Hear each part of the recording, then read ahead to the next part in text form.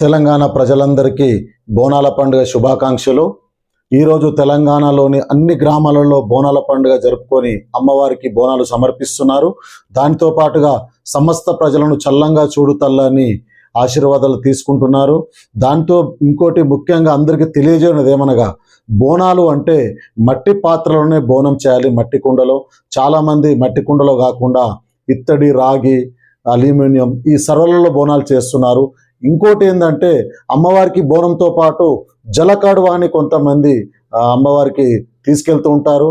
జలకడువ కూడా సర్వలలో తీసుకెళ్తున్నారు, ఇత్తడి, రాగి వాటి బిందెలను. అలా కాదు, మీ అందరికీ కోరుకునేది జల కడువ అంటే కడవలోనే, అంటే అది కూడా మట్టి పాత్రనే అమ్మవారికి సమర్పించాలి.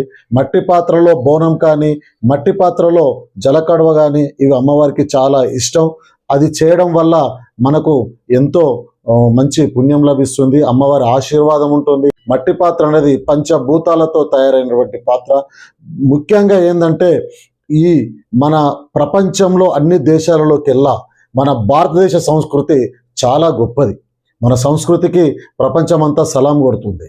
మన భారతదేశంలో ఉన్న సంస్కృతులలో మన తెలుగు రాష్ట్రాలలో ఉండే సంస్కృతి చాలా గొప్పది.